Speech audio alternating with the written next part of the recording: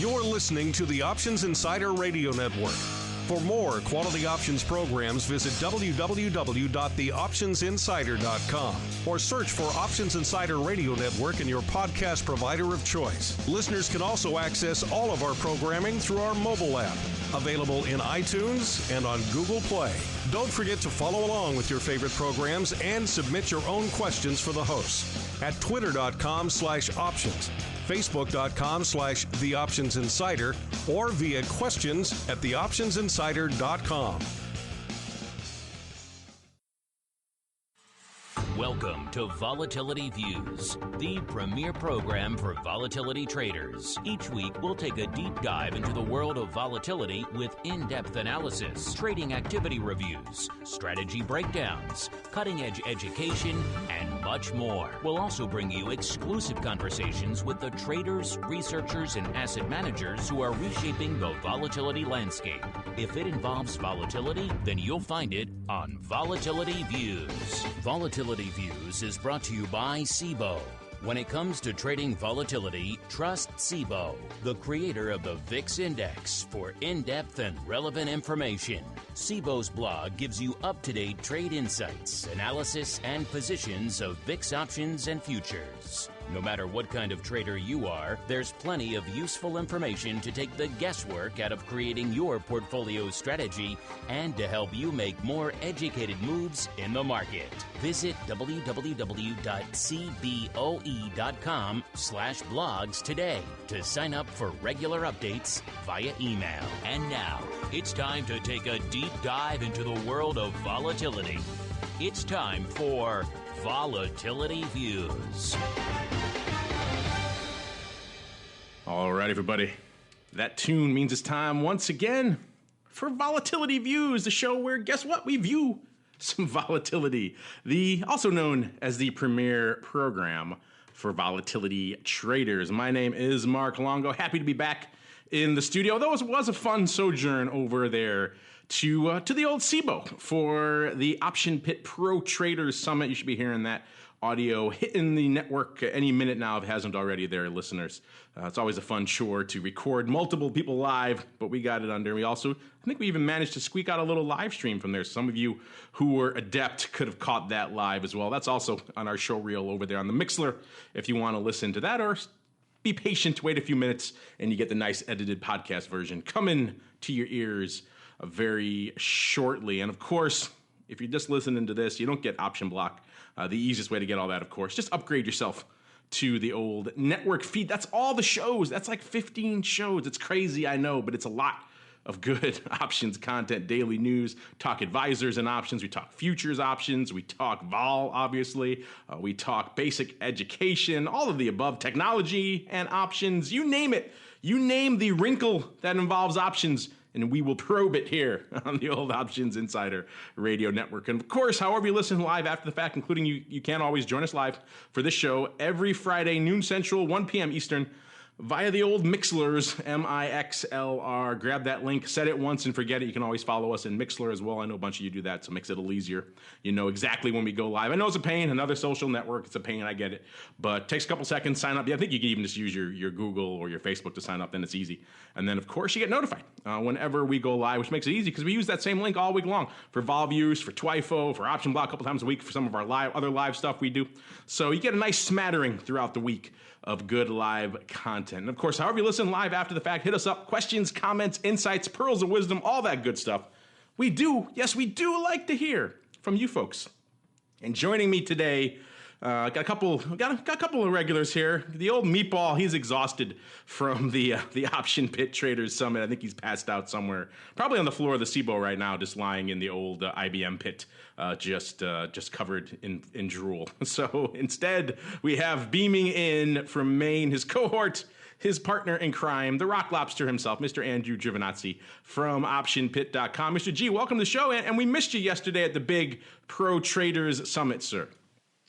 I know. I think I got Tubby filled in for me hourly, but somebody's got to mind the store while Mark is around entertaining the throngs of people. But I heard he is actually face down in the IBM pit, totally exhausted, and has no energy left. Yes, that sounds about appropriate. By the way, I did see a badge for you on one of the tables there, and I almost took it for you. What was your acronym on the floor? It's funny, that was my old acronym, ATG. So I saw that. They got yours right, but they got no one else's right. Tubby, they didn't even give Tubby Tub.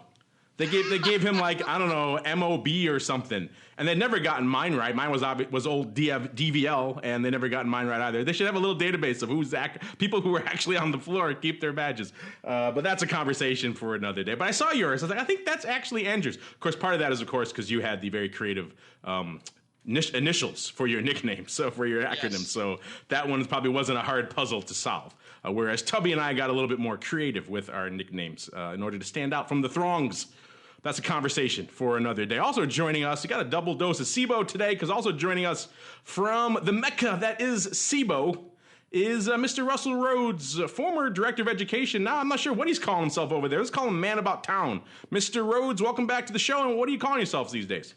I don't know. They haven't told me yet, but today is my last day as Director of Education at the Options Institute.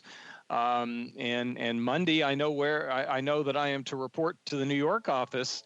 But beyond that, I have no clue what I am supposed to be doing. Uh-oh. Maybe that's somebody calling me right now to tell me what my new title is. I know I'll be working. Here's what I do know, and then we will move on to what people really care about. I will be working within our institutional group.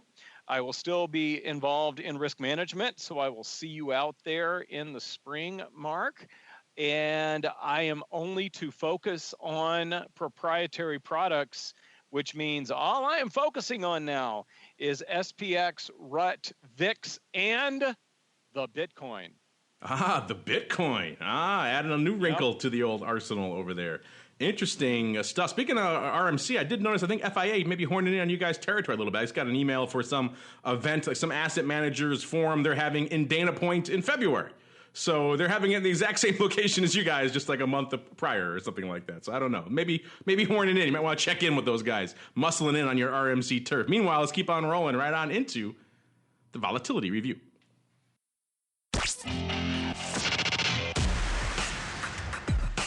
It's time to break down the latest developments in the volatility trading world. It's time for the Volatility Review.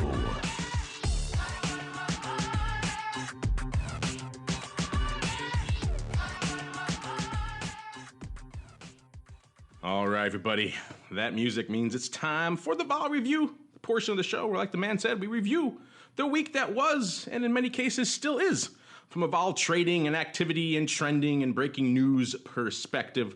Like I mentioned, we are recording this and streaming it live on Friday, the 29th of September. Hard to believe September already, almost in the can, moving in on Q4. Crazy town this year, just flying by, and it is a little bit past midway of the session here, noon Central Time, in the old one true time zone. And as we're recording this, most of the major indices having a little bit of green on the old screen, except for the Dow ever the laggard, off slightly on the day. S&P up slightly, up about a third of a percentage point or so. Tech-heavy NASDAQ, though, regaining some of its lost ground. Remember earlier this week, it decided to just fall out of bed and then finally getting some of that love back, up about 3/4 of a percentage point today. So leading the charge to the upside, and surprise, surprise, all this mixed and mostly green on the screen. VIX Cash also ticking up a little bit after revisiting the lows of last week. As you recall, last week it hit 9.54, I believe, intra-week. This week it flirted with that. It got to 9.55 intraday at one point. Today, right about 9.69, which I do believe is actually, once again, closing in. This may be a rare, perhaps unprecedented, double almost bullseye week here on the old crystal ball. Obviously, the show isn't done. Anything could happen over the course of the next hour. But let's just say I'm feeling pretty good with my prediction. Let's get the exact number I put in last week. I was at 9.75. I dialed it back a little bit. So as of right now, I'm 6.06 away That is about as close to a bullseye as you get. Let's just freeze it right now. Let's freeze it for the rest of the show and declare a winner. Of course, we can't do that yet, but pretty close to it. So once again, Mr. Rhodes frustrated by his upset, even though he wasn't as aggressive as he usually is. So he's coming in close. It was actually the Meatball who was the diehard vol buyer this week, which is a little bit of a flipping of the roles for them if you listened to the show a little bit. But let's kick things off with what else, aside from my impending victory, what else is on everyone's mind this week? Let's start with the Rock Lobster. He hasn't been on in a while. Mr. Rock Lobster, what's catching your eye out there in the world of volatility this week, sir? What's catching my eye simply is it has been a subject of consternation in our chat room, all the option pit chat world, has been the unresponsiveness of the October future to this new and shiny low VIX. It's trading, I would say, kind of about, I kind of have the Andrew theoretical value where I think the VIX future should be at all times. And then I kind of, we sort of position around that. And it's high, and I think it's holding the vol products up. Again, with VIX Cash so low, there's not a lot of what I would say shock downside available in them. But the premium kind of held for the week, and now it's started giving up in the last 2 days. At least it's giving up its decay, I would say. Nothing really more than that. But it wasn't even doing that. There was a serious hold on future. So from a vol point of view, the vol is there, and I think you picked it as a topic for today. But also the vigor in which liquidity providers were taking the premium out of the weekend. So that's another subject, but.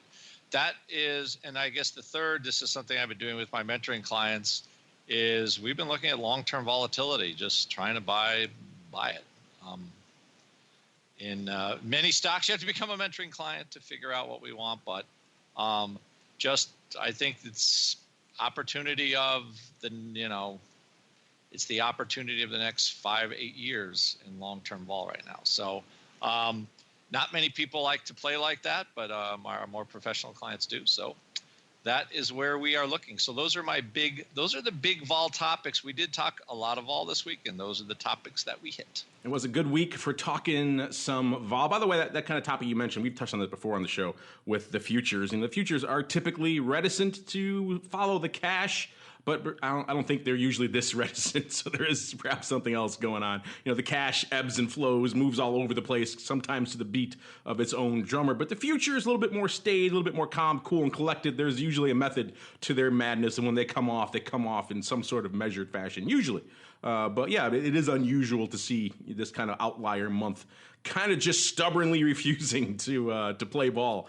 It is somewhat interesting. Again, the answer to all questions in volatility land is the VIX futures term structure. We said it before. We said it once again. Unravel that mystery, and that may indeed be the key to fame and fortune and all sorts of other things. Just like someday Dr. VIX over here, Mr. Rhodes, you, sir, have clearly unwrapped the secret that is the VIX futures term structure. Have you not, sir?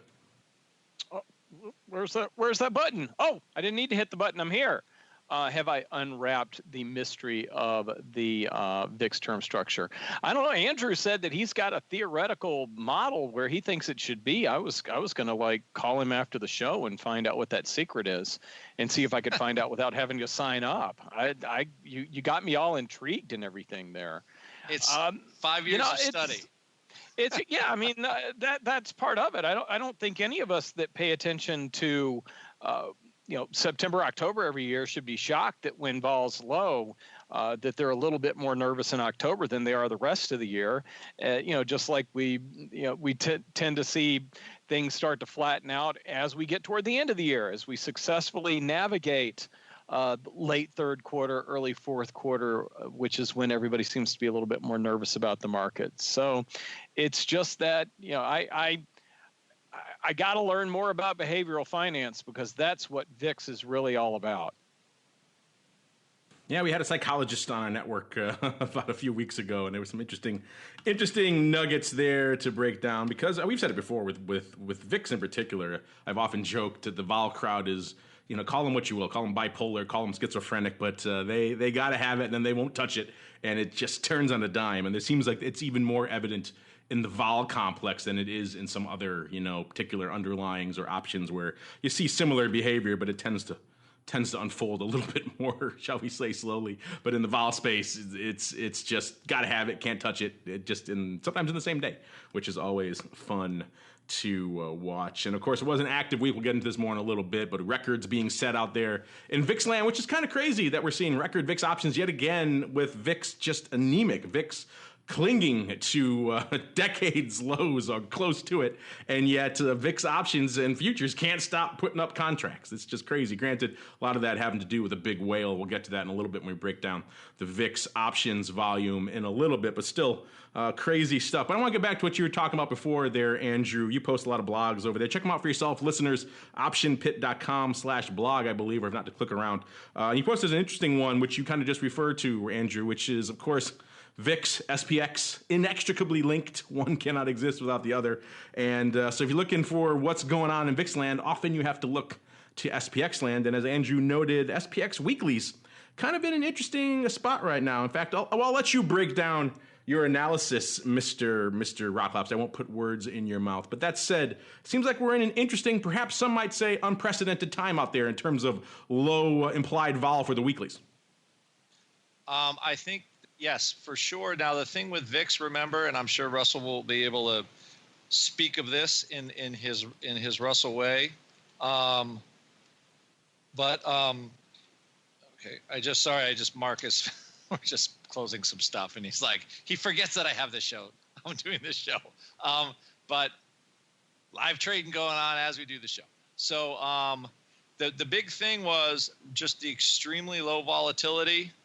And what was happening is you get extremely low weekly volatility. We have below 7%. Now, that's sigma, like live vol sigma for 7%, which is CBOE provides a feed for that. And that's the first time I can remember almost every weekly we've had below 7%. And also that's picking up downside puts and upside calls. And I think and the reason why is, the market is now looking, a month ahead with at the money volatility essentially being, 6%. That is unbelievably low. That's only 1/3% of move per day for the S&P 500. So this is what I'm saying is it takes a while for the vol perception to drop, and all along the weekly complex, it was really cheap. So, my blog idea was they compress volatility into the weekend. That's the weekend effect. And you could just buy unbelievably cheap straddles. Even at low vol, when the market, if the SPX is moving 6 or 7 handles a day in one direction, voila, after 3 or 4 days, your straddle is very in the money. And the one I posted last night is already up like 8% overnight. So, which for a straddle is stupid. And the reason why is because the vol's so cheap. You can't, it makes such a massive difference when you pay such little dollars for options. And for people that like to sell premium, it's a tough spot because you're selling very low implied volatility. It makes it very, very hard. So, unless you've got the delta 100% right, it's a tough road to hoe when the IV is this cheap. And so, as our old friend Don Schlesinger would be saying, he likes to say vol should be sold or not sold. Thinking he's leaning towards the not sold camp right now. Would you concur, sir? Oh, I think he's leaning for you just take your little bag of vol selling and go home. He's just done. He's out at the blackjack table or something else. He's not even slinging his vol. Do you want to break down what your idea was, or do you want to save that for your juicy folks over there? You mean my idea as far as your weekly straddles? Oh, the straddle was the October 20 SPY straddle. Yesterday was the 250 strike. Now it's it would be the SPY 250. Now it's the 251 because we're already up that much more. And the thing is you still have the percentage move is still within kind of where VIX is. It's only 0.3%. But again, it's that convexity, or not, convexity is not the right word, but the directional component still, volatility is not a directional piece. But you keep moving in one direction, and you can buy options at a very low vol, and all of a sudden your straddle's worth more money. And that's kind of, and at the flip side, if we do start to pull back, you get the lift in implied volatility, which helps the whole value of the straddle. So, the key to buying option premium, it's very hard to do, but when vol is very low, that's your best opportunity. Yeah, it's kind of nice because obviously, as you mentioned, you get that nice little bump if it does increase, and decay not as terrifying when we're talking, implied vol at the 6 handle out there in these options. Not a lot of meat on those bones to begin with, so not a lot of extrinsic value that could erode in your face, at least not as bad as it would be in a much heftier environment. Interesting stuff. So yeah, check it out if you like playing in the weeklies. I know a lot of you guys do. And then that might be the place to look. Of course, VIX has been moving a little bit. VVIX still fairly, I say, slightly elevated, let's say, kind of in the upper portion of that range. It seems to range from about 75 on the bottom end to somewhere around, 120 or so, let's say, on the near-term upside. It has spiked higher and it has dropped a little lower. But that seems to be the bound over the past year or so. And we're at about 94 level right now, so we're kind of slightly elevated, not off that bottom, but still not north of 100 or getting into the crazy town. Skew index also coming off a little bit out there. Remember, Skew index measuring the call wing and the put wing together. If you want to see how those break down independently, join us in about an hour or so on TWIFO, where we use the quick skew to really break down what's going on in call wings and put wings and a bunch of different products, including the indexes, crude oil, gold, all that fun stuff. But in the aggregate, 133 is about 5 points lower. Again, you have to read into that number a little bit, what's going on call wing and put wing. Other things can impact that number as well. It's not just a surface read of, put interest is going down, but still interesting stuff. Nonetheless, we mentioned the futures out there as well. OCC future, kind of a stubborn beast these days, not really wanting to play ball as the rest of the market, likes to draw up some vol, and OCC future not playing ball. So interesting stuff afoot over there. Speaking of interesting stuff, let's see if I gave him enough time to fix his internal machinations over there on his platform. See if he can get his numbers up, because it could, if all works right, it could be time for Russell's Weekly Rundown. Now, Russell's Weekly Rundown. All right, Mr. Rhodes, I bought you some time, sir. Hopefully that was enough to get your stuff going. Are you prepared? Are you capable, sir, to hold court for 30 to 40 minutes on all things weekly VIX options? Not 30 to 40 minutes, but I'm seeing something kind of interesting that I haven't seen before that I want to talk about. So there's that. Mark Sebastian is letting his class out right now, so a couple of students just wandered into my office while you were stretching. Well, there you go. Live studio audience. Kind of like that. I'm like, dudes, I'm podcasting, and they still want to keep talking. So these guys can't get enough of this stuff. And I just have the one question about Mark Sebastian passed out on the trading floor. Why would that be any different than when he was working? I was going to say there? That's like a random Tuesday for him. There's no difference there. I know.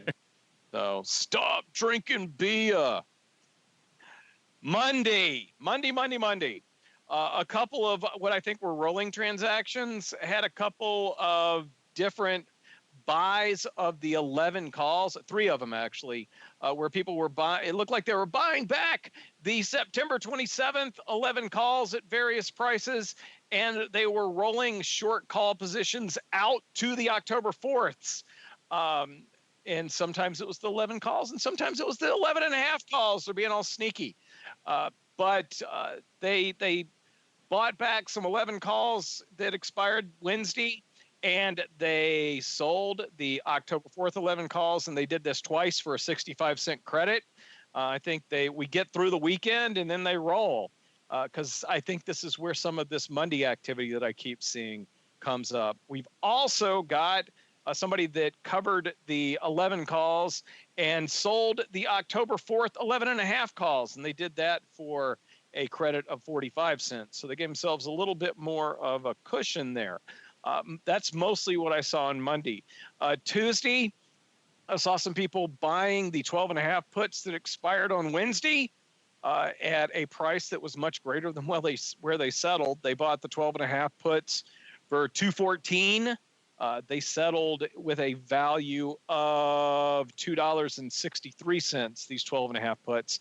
But when they did the trade, they also rolled out to the October 11th. They skipped the October 3rd or October 4th to the October 11th, 12.5 puts, and they took in $1.47 on those. So maybe they were buying a near-term put, hoping to make some money off of it, and then short these other puts, hoping that they will expire with no value.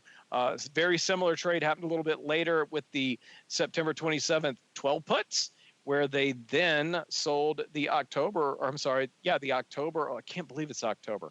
The October 11th 12 puts for $1.07, 57-cent credit. Again, if they held those 12 puts through expiration, those were a profit of, doing the math in my head, 49 cents right off the bat.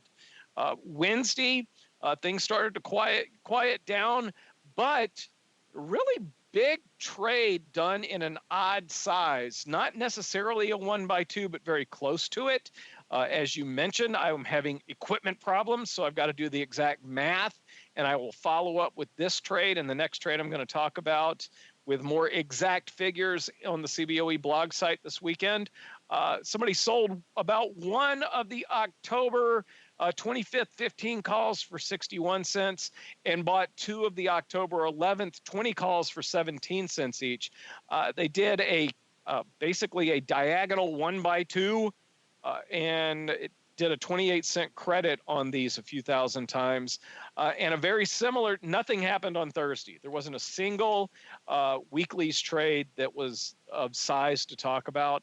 But then today, this morning, which is the other trade that I want to explore a little bit more and get a little bit more specific with this weekend, somebody did again kind of a 1x2 diagonal where they're selling one of the November 1st 16 calls for 60 cents and buying two of the October 21st, the October 11th 21 calls for 10 cents each, so a 40-cent credit for each of those 1x2s.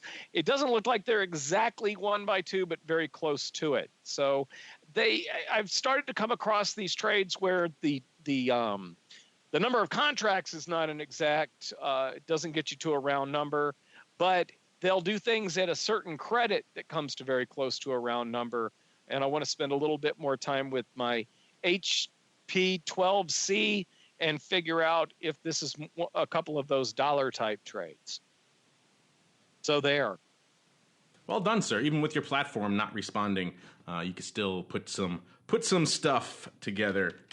Speaking of putting some stuff together, the VIX complex was putting together some paper this week. In particular, earlier in the week, as Mr. Rhodes alluded to there, the week kind of just off with a bang. I feel bad. I was actually pestering Russell because we saw this paper going up. It was live on our Monday Option Block show, and we're seeing these numbers, and I'm looking at these numbers, and I'm saying to myself, this feels like it might be a record, but I don't want to go on the air and proclaim it yet until I have verification from Mr. Someday Dr. VIX himself, because I know he is the keeper to the keys of all the historical VIX data. So I was pestering him on the show. I was like, Russell, is it the top? Is it the top? Is it the top? And poor Russell's running around. But finally he did confirm it to me that yes, Monday was number one with the bullet out there in VIX options land, kicking the week off just crazy numbers. 2.6 million contracts. Yes, million with an M listeners. You pretty much can add up a whole bunch of other names in the option space. Many, many dozens, if not hundreds. You get to the cheaper ones and not get that much volume together. So yeah, crazy numbers. And pretty much the lion's share of that, once again, showing you, even in a big product like VIX, how much of it can be driven by a handful of big whales. Just like in Las Vegas or other places, a big whale comes in, he changes the odds on the table in the VIX product or SPX or a lot of other products out there. When a big institutional money comes in, it can change the game somewhat. How long have we been talking about this, crazy, effectively risk reversal with the upside calls attached? That went up in October. That's been dominating the top 10 for pretty much the last month or two. And now our friend coming in decided he likes to move that out to December. Hence the record volume there on Monday as he rolled pretty much the entire thing. I do believe he kept the same strikes, so let's get into that. First off, let's finish up the week here. Monday was obviously the big week, number one with the bullet, 2.6 million contracts. The rest of the week, kind of slight, but you know what? When you get that much paper going up on Monday, you kind of got to relax the rest of the week anyway, so I understand it. Tuesday, 400, a little over 400,000. Wednesday, 383. Thursday, 347, and today, taking a break as well, 233 contracts. 233,000 on the tape so far this week. ADV still a lofty 857, so that's a lot of paper to put up on every given day. In terms of what's number one with the bullet, if I break this list down for you, I think you can pretty much guess what our friend was up to out there on his risk reversal with calls. Number one with the bullet these days. Remember, it used to be the OCK 25s that were dominating our list. Guess what? This week, it's the DEES 25s because our friend did some closing and rolling. The DEES 25s, nearly 600,000, just a few thousand shy of that for number one by far out there. Number two, the other part, one of the other legs of his three-way trade, the DEES 15s with about 428,000. Those bad boys open on this week, followed by number three. There's still a decent amount of paper on those OCK 25s, about 420,000 out there. So maybe our friend started something out there. He did seem to inspire some other paper to flock to that strike since he put his trade on. And clearly, a bunch of it's still open. 420 for the number three spot on our list. Number four, the OCK 18s, 359,000. Number five, the OCK 12 puts, 355,000. First of two puts on the list. Coming in number six, the OCK 15s with 340. Again, those were his strikes from previous trades before. Number seven, the OCK 20s, 333. Number eight, the OCK 17s with 315,000. Number nine, it's down to number 9 here, and we see our second put on the list. The DEES 12 puts where our friend decided to do a little bit of rolling out there. So it looks like, and I'll have Mr. Rhodes confirm this for him, looks like he did pretty much, I think, move to the same strikes again just out in December. So DEES 12, 15 by the 25 as the kicker.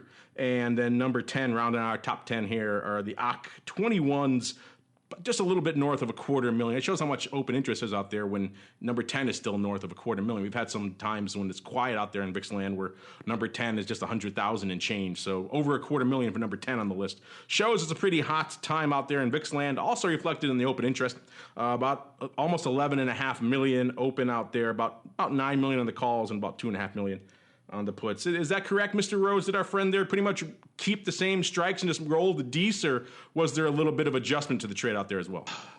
Kept the same strikes, kept the same size, different month. There you go. It was a pure roll. You know, there's nothing else about it. Clearly, he liked his first strike selection. He's like, I'm not going to, why change up a good thing? Let's keep the party rolling for a little bit longer, maybe. He's like, maybe he didn't quite knock it out of the park the way he was hoping, so he rolls to DEES. We shall see. Now he's bought himself effectively through the end of the year. We'll keep an eye on this one. Kind of hard not to. It's the biggest game in town when it comes to VIX land. That's a pretty big game, as we've already seen. Mr. Rock Lobster, you've been out there looking at a lot of paper out there. Aside from this mother of a roll going up on Monday. Any other paper out there? Could be in the weeklies or could be in the big VIX mothership options really catching your eye this week? The one thing about the giant roll, I think that guy lost 45 cents a contract from initial price. We were trying to check it out. No, I basically, well, yeah. He took in a credit of 20 cents when he did the trade. And it cost him 20 cents to roll. So now he's basically in the position at no cost. Oh, so he actually got out of the roll. Oh, okay. I saw that as a different price. I know 45 cents was one of the numbers that gets in there. Yeah. But saying that he lost 45 cents is kind of. But he only cost him 20 cents to roll. Okay. Yeah. So basically, it went from. And I put the payoff diagrams in the blog where it's basically the same diagram with a little 20 cent, spread there between the put strike and the lower call strike, the 12 and the 15. Right. And now it's basically break even between 12 and 15. Oh, okay. All right. Because when I was trying to go over with we were trying to actually with my broker, VIX broker, trying to figure it out. Okay. Because I wasn't sure on the initial prices. I probably got to spend more time with the door closed and the Bose noise canceling headphones on and to think about it than you did, where you're probably doing 4 things at once. Oh, well, I'll tell you what, though, for him to roll for a credit or even, that's not bad.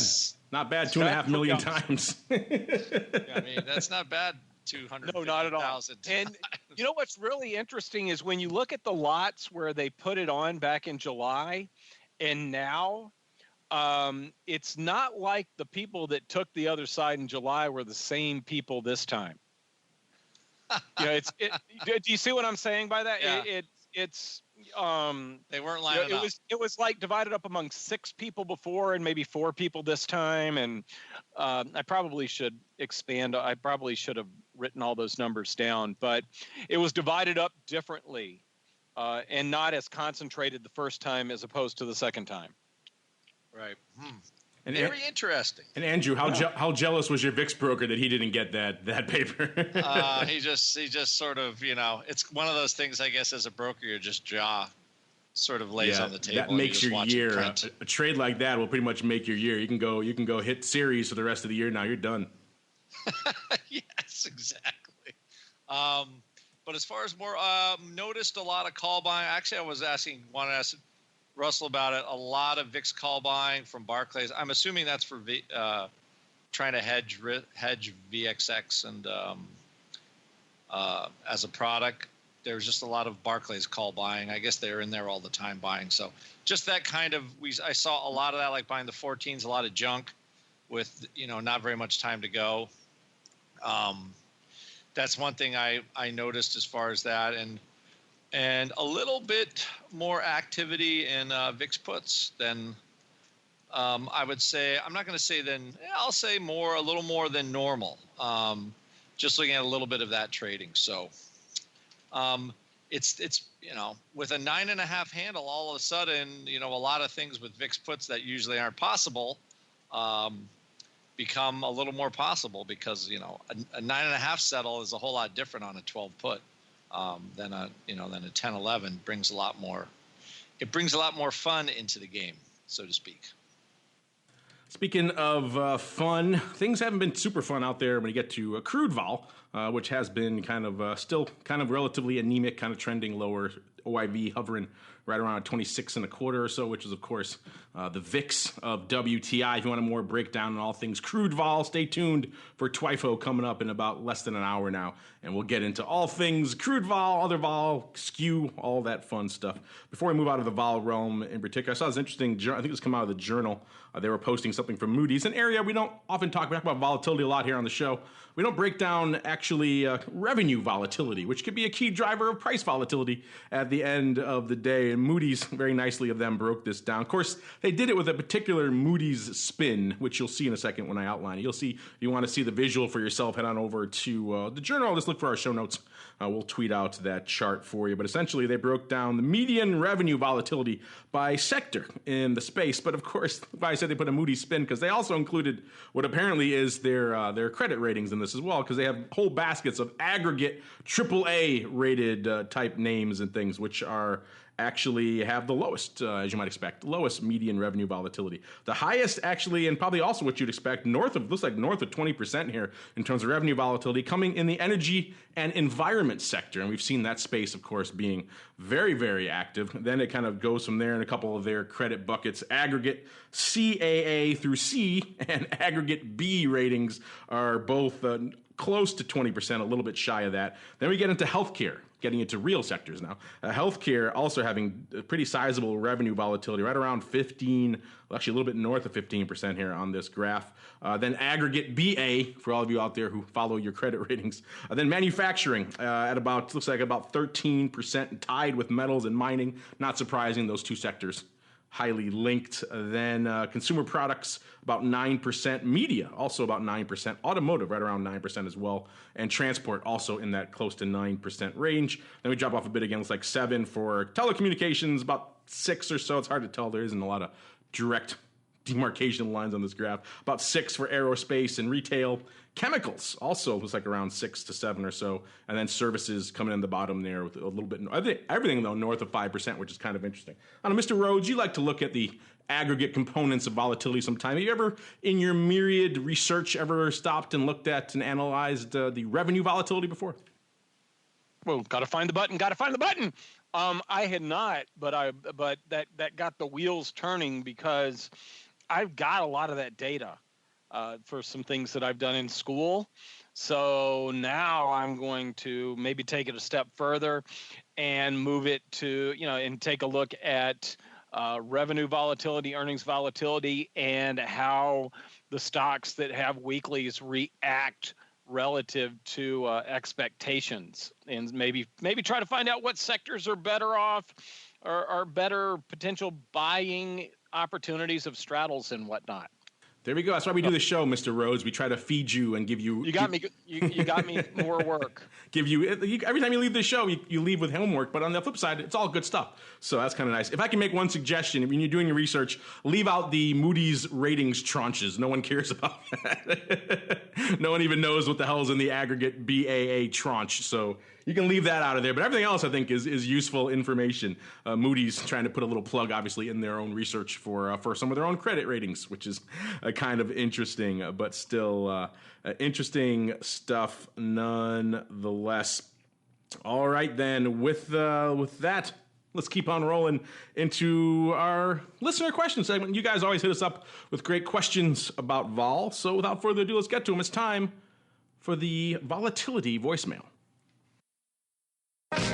It's time to share your thoughts and opinions with your fellow volatility traders. It's time to check the volatility voicemail. Make your voice heard by dialing 779-669-4VOL. Posting a comment on the optionsinsider.com, sending an email to questions@theoptionsinsider.com, or posting your questions to twitter.com/options.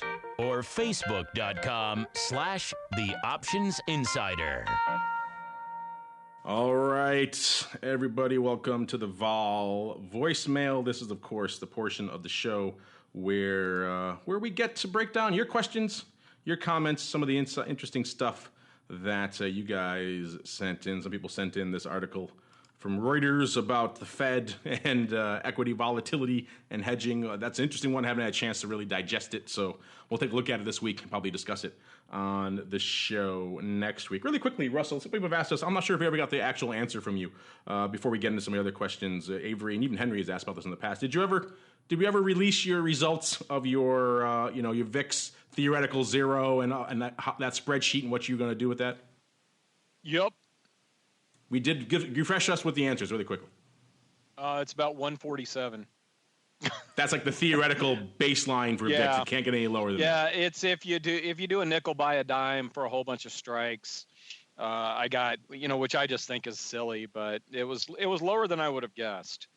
147 for real? Yeah, about 147 is what we came up with. So, what are you laughing at? That's low. That's basically if you go out 10 strikes in each direction and you make everything a nickel by a dime. Ah, okay. All right. I mean, really low. Yeah. So, I mean, it's the key word to that discussion is theoretical. Gotcha. It's not the realistic low. What I might do is find, this might be the best exercise. Find the 21 lowest range days for the S&P 500 and, make that the option. Make one standard deviation move off of that and then start option pricing from that. That might be another way to go about doing it, and we would get a higher number. There are all kinds of ways to play with it. When I finish the boring part of my PhD work, which is the stuff they're making me do, that might be a hell of an academic paper. How low can VIX go? And come up with a bunch of fun assumptions like that. But it's funny. That's something we have talked about before, the actual structural, volatility of VIX. And I think we all came down to, just empirically from our own senses of it, it seemed like there was a structural level of vol around a 5 or so. That's probably where the practical low is. Like you mentioned, your thing is a actual, academic theoretical. If we put the models to actually zero the bid and ask, what does that turn into for a VIX? That's interesting. So theoretically, it can get that low, but practically, it probably is somewhere around a 5. Here's one from LL08. It's along similar lines, theoretical weirdness. He says, this is crazy. Is it true? And he sent us a tweet from someone else. So this comes from someone named Todd Salamone. He says, this guy tweeted that the VIX settlement was 9.87 last week. So that means all but 5,000 of the 4.46 million September VIX call contracts expired worthless. This person's asking, is that possibly true? I haven't looked at the numbers, but it sounds like it easily could be. Think about it, Mr. or Mrs. LL08. You got a settlement 9.87. How many calls are going to be open that are in the money, aka south of that 9.87 level? Not too many. Remember, he says calls, not total VIX options for September. If he mentioned puts, that number is obviously a lot higher because there's going to be in-the-money puts up the wazoo. I don't know how many. I haven't gone and counted those expired contracts now. But still, calls, yeah, not a lot of 7-handle and 8-handle and 9-handle calls open out there in VIX land. So I could certainly believe that. Again, I haven't done the numbers for myself. Mr. Rhodes, does this gel with you, sir? Yeah, absolutely. I mean, and the whole look at all these options that were out of the money. Well, was the public net short or net long? We look at the balance of the trading from day to day, and it seems like it's kind of an even buy and sell coming from the public market or from the public order flow. So that you can still say, well, half the public side of those open contracts was happy about it, and half of it was sad about it. There are all kinds of other things that go into all of that, as opposed to just expiring with no value. I had options expire with no value, and I was very happy about it. Oh, you diehard premium harvester, you. We like getting a lot of listener questions, but I like to bump up. If you ask in the live chat, I usually tend to bump you up. We got a couple questions coming in. T-Mal wants our thoughts on ag vol, corn, wheat, and soy. You know what? Stay tuned. T-Mal in about 45 minutes. We'll get into that on TWIFO. We get into vol across the board, usually crude and stuff, but I'll make sure if you're asking about ag and you're in there, we'll do a little ag rundown for you too. How about that? We haven't hit on ags in a while. There has been some action out there, so it's worth discussing. If you want to find it out for yourself, by the way, you can go head on over the reports we use for that show, cmegroup.com/TWIFO, and you can enter in whatever ag you want and look at the at-the-money vols and Skew and everything else like that completely for free. It's a cool tool to use. And again, it's free, so go check it out. It's what we use when we're doing the show. All right, and then Tech Coleslaw. Can you talk a little bit more about ZIV and midterm vol? ZIV, if you're not familiar, listeners, is the Velocity Shares Daily Inverse VIX Medium Term ETN. Say that 5 times fast. That's a mouthful. Again, ticker symbol, of course, ZIV. Trading today right about 74.5, a little bit north of that, 74. Let's use the old lingo, close to 5/8 out there, up about 0.3%. I almost called you Mr. Meatball. I apologize. Mr. Rocklops, you guys are always loving and talking about and slinging the various universe of VIX ETPs. In fact, we have a couple of listeners ask us, maybe we'll have to include this in future shows. We've been asked before about, can we do like a VIX kind of ETP of the week and break down a new one or an interesting one and our thoughts on it. So maybe we'll have to add that to the show down the road. I think that'd be pretty popular. That said, Mr. I almost did it again. Mr. Rock Lobster, what are your thoughts here on this Velocity Shares Daily Inverse VIX Medium Term ETN, aka ZIV?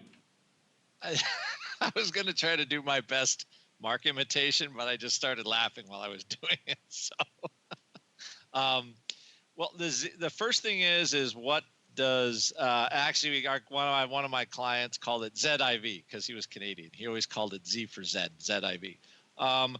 It basically is short the midterm futures month 4 through 7 in the vol complex, and so it doesn't look at anything short term. It looks at those midterm futures. So it is similar to XIV, but it trades a different group of futures. The only thing I'm not sure with ZIV is if it does have with those products, when I look at them to trade, I always assume things can happen really bad with them because when they're short a basket of futures.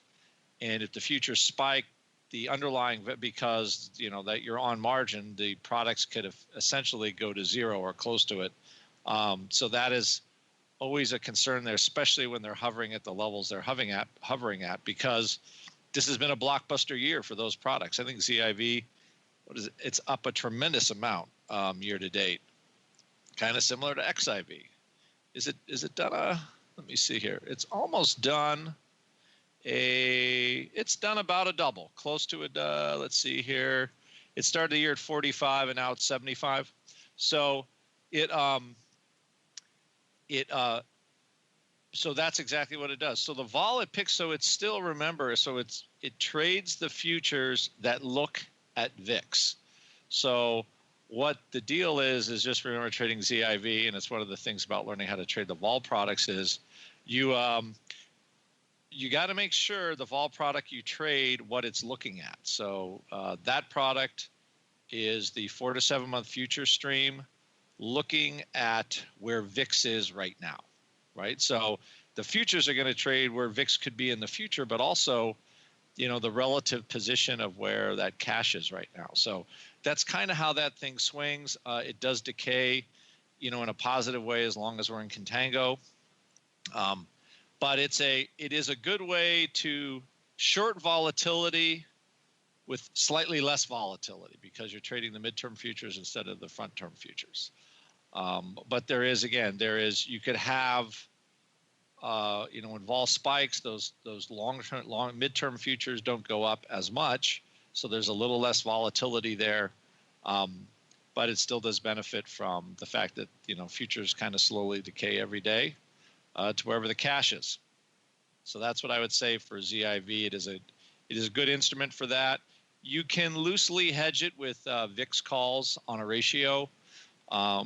I know that might be kind of hard to believe, but that actually you can kind of create strangles, or think of it kind of as a weird straddle. But it's, again, pricing it and trying to do I can't do the calculation on the radio, but how many calls you need to kind of create a straddle with ZIV, because the straddle would be your short vol piece, and then any kind of VIX calls you buy would be your long call piece. And then you price out both ends to see if you can create a relatively cheapy straddle for a hold time. And again, depending on how much the product decays, you kind of figure out what your potential payout is. So that is a way to do it, and that way you can kind of sleep at night if you own a couple of VXX calls in case something gets sort of ugly. But it's an interesting product to trade. There are things you can do with it. There are ways to hedge it, and just remember that when vol VIX does spike, those midterm futures will spike, but just not as much as the two short-term ones. And I'm sorry, podcast listeners, because the live listeners are bumping your questions today. So a good incentive to join us in the live chat. You get moved to the head of the queue, and we got this whole litany of email questions as well. I think we got time for one more here anyway. Quick one. Jelly Kish wants to know, are there any IB clients in here? They've raised margin for VIX products and do all sorts of crazy stuff. Yeah, we talked about this not too long ago on the show. Jelly Kish, it was probably about a month and a half ago. We had a listener who was pretty upset about this. In fact, he's so upset about this, he is now running for Congress, and I do believe his primary platform is the changing of VIX margin rates. He's got other things, obviously, as well, but you can check it out for yourself. His name was Roger Barone, Barone. He just sent in a thing a little while ago saying it's more voices out there are better than less, so if you want to learn more about what he's up to, he sent in a link. It's facebook.com/Barone, Barone, for Congress, the number 4. So Barone for Congress 2018.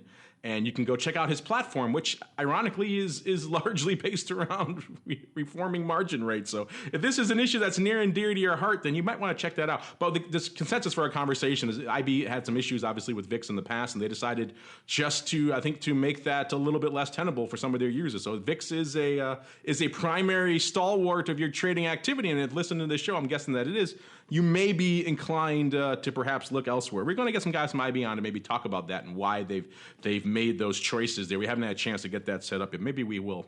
We had Petterfy on in the past. Maybe we'll bring him back on again and let him talk about his thoughts on VIX. He likes vol. He has that whole volatility lab over there on the web. So they do like vol, but for whatever reason, on the margin side, they haven't been too friendly to VIX guys. Maybe we'll see if we can get that sorted out for you. In the meantime, check out your friend there who's running for Congress. Maybe the two of you can put something together. We got to keep on rolling, though, into our final segment. It is time for the Crystal Ball. It's time to peer into the future and reveal what the volatility gods hold in store. It's time to look into the crystal ball. All right, everybody. In the 1 hour or almost that we've been recording the show, VIX has, I think to use a technical term, just crapped the bed. It has literally just fallen out of bed. We're back. I said it touched 9.54 last week. We're shy of that now. 9.48. Let's see if I can get the exact. Oh, the intraday low was actually 9.42. So, Mr. Rhodes, I'm sure will chime in a minute and tell us exactly where that fits on the historical VIX timeline. Hint. It's a long time ago, the last time we hit those levels. But still, so my bullseye is not quite the bullseye it was at the top of the show. Still, I'm still the winner. So 9.75 was my guess. 9.48 or so is where we're close to about 9.5. So about a quarter of a handle away. I'll still take that. It's not quite the 0.05 bullseye it was an hour ago, but still 2 weeks in a row, I'll take it. And I like to go first. I like to be selfish that way when I like to go. Because otherwise, Meatball or Rock Lobster is going to say something that conflicts with my strike, and I'll have to adjust because I'm a nice host and I do that. And then I end up having to guess some crazy things. So this time, if I get to go first, then it's all me, baby. All right, so let's kick this. Been a good trend last couple of weeks on my 975. This is a little bit lower than even I was thinking. So that kind of does change the paradigm a little bit. But there's so much out there that it doesn't kind of make me feel weird to say it's going to be too much in this ballpark or lower. Obviously, that would be pretty epic. Our friend Rocket Man, anyone else could pop up. It could be more natural disasters popping up because the lingering effects of that. Some crazy M&A activity out of the blue could juice a little bit of juice back into this market. So I'm liking my levels. I'm going to keep creeping it back every week a little bit. I was 9.8 a couple weeks ago, 9.75, both of those winners. I'm liking those levels, but a little bit lower. I'm going to say 9.7 for this week. And then Mr. Rhodes, uncharacteristically, was close. He was number 2. So I'm going to let him go second. Mr. Rhodes, what are you feeling? Oh, I'm going to go with 9.42. You are, really? I'm going to go completely unchanged. Yep. And you had me do the history work real quick. This is the lowest we've been in VIX since July 27th of 2017. There we go. Historic. Epic. Never before seen since last month or 2 months ago. Since July 27th. Way to put a damper on our historical conversation there, sir. That's why we like having you on the show. But you are surprising us, 9.42. Who are you and what have you done with the actual Russell Rhodes? Well, Russell Rhodes, I'm a different man. You know, he's institutional now. Yeah, he's institutional. He's got a cell vowel now. He's institutional. He's in a half hour of me being institutionalized. I like that. He's institutional. He's got to be short VIX like everybody else. All right, Mr. Rocklaps. It doesn't leave you much room to play unless you want to go outside those uprights. What are you feeling? I'm going 9.99. Interesting. Can't quite get yourself into the double digits, huh? Nope. Can't do it. All right, well, interesting stuff. A lot tighter and a lot lower range than you've seen in the past, including from Mr. Institutional over there, who's now a diehard vol seller, apparently. Who knows what happens in a week? Crazy.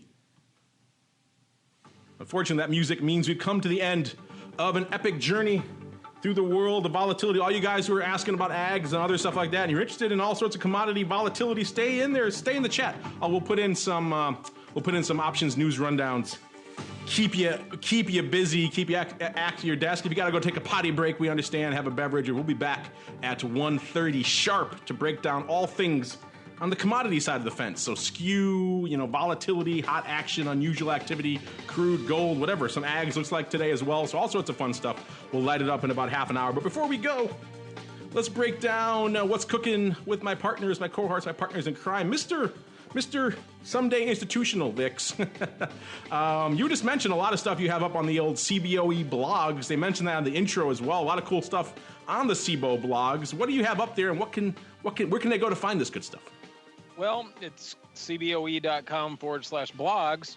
I wrote up 2 trades from this last week, a big buyer of the October 17 calls and a little insight into the spread trade that we talked about. If you can't visualize 3-leg spread trades, you can go see a payoff diagram at cboe.com/blogs. And then every weekend I write up VIX, the volatility markets, the Russell, and Going to start talking about Bitcoin in the blog pretty soon. I love it. Mr. Rhodes literally has no life except VIX, listeners. So on the weekends, what does he do? He writes up VIX analysis for you guys to read. The least you guys could do is read it. CBOE.com/blogs is where you can find his good stuff as well as the work of everybody else over there. And a network of contributors as well over there on the old mothership website. And last but not least, Mr. I'll call you the meatball today for some reason. Mr. Rock Lobster. What, you guys just finished your big Pro Trader Summit. Mark's passed out somewhere on the floor of the CBOE. What do you guys have up your sleeves for the coming weeks? So, best place that we're going to do our Easy VIX class in October. There'll be a free webinar coming up. Probably not next week, but the weekend after. And then we will... It's $99 for 4 classes, and all of these things that are confusing, futures, skew, different futures, different underlyings, blah, blah, blah, blah, blah. We make it all very easy and try to break it down into the simple types of trades that work best in VIX, given certain market conditions. So you're not chasing your tail with the underlying. So you actually understand how to convert, where VIX is, where the futures are, how the options trade. And you can put it all together into a usable package. So it's called Easy VIX. Probably will be the best thing about learning how to trade VIX in a practical way anywhere on the planet for sure. There you go. Check it out, optionpit.com, to learn more. And on behalf of the Rock Lobster and someday Dr. VIX, maybe also Dr. Institutional sometimes we'll have to call him, and indeed myself, I want to thank all of you out there in the listening audience for downloading, streaming, and subscribing. For you podcast listeners, you can go on about your business. For you guys who are joining us live, stay tuned. We'll be back in about 28 minutes for some vol views, so stay on the chat. Keep that link live. We're going to pump in some ONRs for you right now. Keep you excited and something to listen to. Again, we'll be back in about 28 minutes with some commodity, some other action on the other side of the fence with some TWIFO. Volatility Views is brought to you by CBOE Live Vol. CBOE Live Vol is the leader in equity and index options trading technology, providing professional and retail traders with the most sophisticated options risk analysis, compliance, and trading tools. CBOE Live Vol offers a broad spectrum of advanced trading technology, including the Live Vol X, next generation execution platform, and Live Vol Pro, the new standard in options trading front ends. Visit livevol.com for a 15-day free trial today. And by Russell Investments, the home of Russell Indexes, which calculates approximately 700,000 benchmarks daily, covering 98% of the investable market globally, including more than 80 countries and more than 10,000 securities. Approximately $4.1 trillion in assets are benchmarked to Russell Indexes. For more information on Russell Indexes and RVX, please visit russell.com/indexes.